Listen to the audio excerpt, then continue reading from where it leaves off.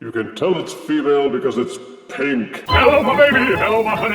Hello, my ragtime gal. Sonny, you've kissed my wife. Baby, my heart's on fire. We've seen the worst. Now let's see this one. We review Studio Series Deluxe Arcee from the Bayverse-based Bumblebee movie. Yeah, I know. Bayverse. But the masterpiece Optimus Prime figure based on that movie turned out okay. So I'll give this one a chance. Just like I did with Kingdom Line Arcee.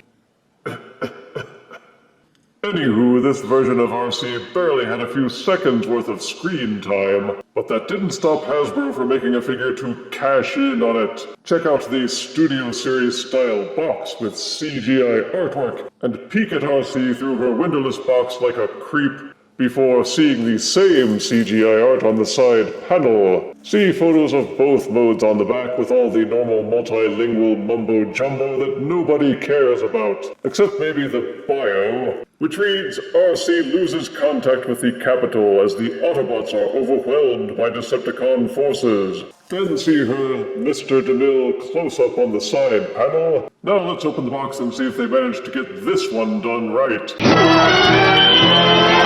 Out-of-box Studio Series Bumblebee movie Arcee comes with an instruction booklet and 2 matching gun accessories. Also included is this lovely cardboard backdrop featuring a scene from the movie where you can plonk the action figure and pretend that your home is part of the action. You sad little fanboy. The first thing I note about Studio Series Bumblebee Arcee in alt mode is that it's small. Not quite as small as, say, Earthrise Cliffjumper, but it's close. I've come to expect Studio Series figures to have a bit more meat on them. Once you get past that, you can appreciate it a bit more. It's an off-white and pink Cybertronian-style trike, with this larger wheel set on the front, and 2 smaller wheels on the back. There's some gray metallic trim, and a translucent blue windshield. There's a lot of liney, sculptured detailing, and from above at least Arcee has clean lines and aerodynamic flow. The robot arms sticking out of the back seem a bit sloppy, especially the hands which join together like she is flashing the love sign at a rock concert. But according to the directions, you're supposed to plug the weapons in here, which helps to disguise the hands and arms by making it look more like exhaust pipes. Flip her over, and you can easily see the arms, the legs, and the underpants. There's some gappage here, and at the back, the figure holds together well and rattles only slightly, and it rolls decently on flat surfaces.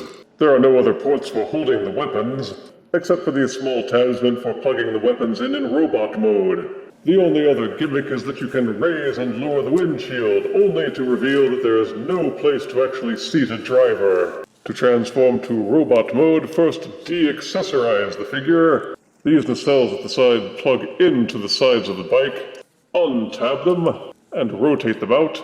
These will reveal the robot arms tucked up against the side. Unfold the hands, unfold the wrists and lock them into place, then go along the top of the trike, and untab this pink section from the top. It's hinged so that it folds up and out of the way, and you can see this second pink section pegs into the robot legs. Untab and pull it loose, rotate Arcee's torso up, raise the windshield. This gray section inside the windshield unfolds to reveal the robot head. Then these internal hinges fold up and push in. This tab here will plug into the back, and these 2 notches will plug into these 2 grooves inside. Then fold the rest of the back section and tab that into place. Angle up the windshield cockpit and clamp Arcee's neck plate down. It will push into this gap and fill it out. Then reclose the windshield. Rotate the nacelles and angle them back. Give the waist a 180-degree twist. The shins kind of untab from the back of the leg and angle backwards. Tilt the wheels inward. Pull them down. The wheels will extend outwards on this tiny little peg. They slide up and down and tab in and out. There's this little groove that you peg them into when transforming to alt mode, but untab and extend it out. Then with the wheel angled up and out of the way, give it a rotation, Once it's rotated and inverted, you will see that there's another notch back here. And you slide them back together, and you slide the wheel back into its peg to lock it into place. And you kind of have to do that, otherwise the foot won't tilt in and lock all the way. Repeat the process for both sides and the transformation is complete. The robot mode is of similar quality to the alt mode, in that there's a lot of detail and an intricate outward appearance. Everything tabs in solidly, and all the lines are neat and clean.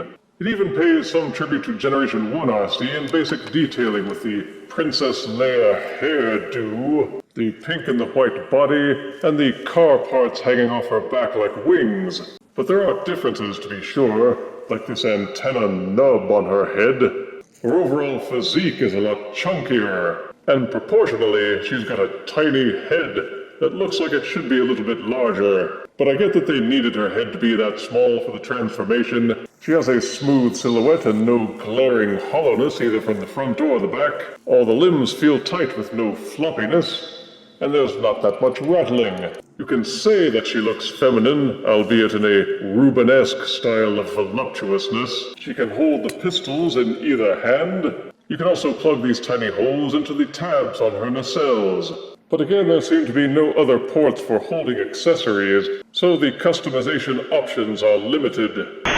For articulation, you can give a full rotation to the head. It will also tilt up and down to a fair degree on its ball socket.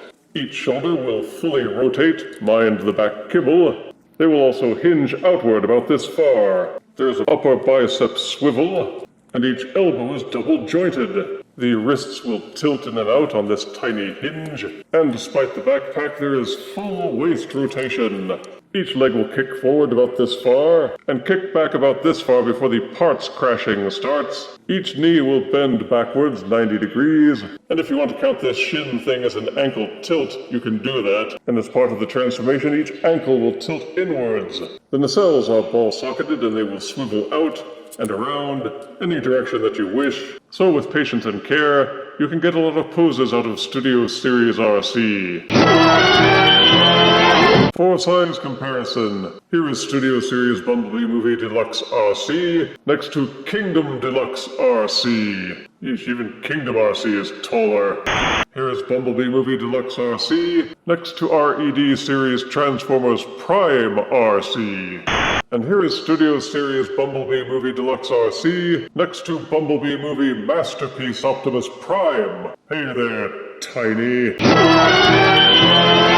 Studio Series Bumblebee Deluxe RC easily joins the ranks of good RC figures and makes up for a few of the crappy ones that we've seen. Positives are that both the alt and the robot modes are well engineered with cohesive lines and silhouettes. She's cleanly colored with a high degree of detailing. She has most of the articulation that you would expect in a modern deluxe figure. The weapons integrate well enough and the transformation is easier than the instructions might lead you to think. Go with your instincts if the diagrams are too confusing and you should be alright. They get props for not copping out and making her a shell former like they usually do with this character. Despite being a Bayverse related figure, there's still some strong Generation 1 grounding, and the alt mode is futuristic-y enough that you might not even mind it being pink. Negatives are that the robot arms stick out in the alt mode. There is some hollowness. The directions are really confusing and almost require a magnifying glass. The robot mode suffers from not having a good forward ankle tilt. The shins and feet have some tricky parts that are easy to miss if you don't have much experience. The head is too small and frankly kind of creepy looking.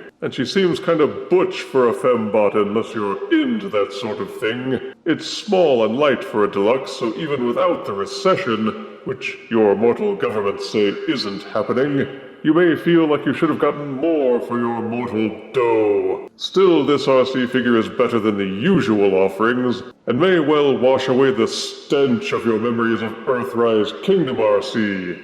I give Studio Series Bumblebee Movie Deluxe RC 7 out of 10 deaths. There's no remote control with this RC. If you refuse me, honey, you lose me. Then you'll be left alone, oh baby, tell them all, and tell me I'm your own.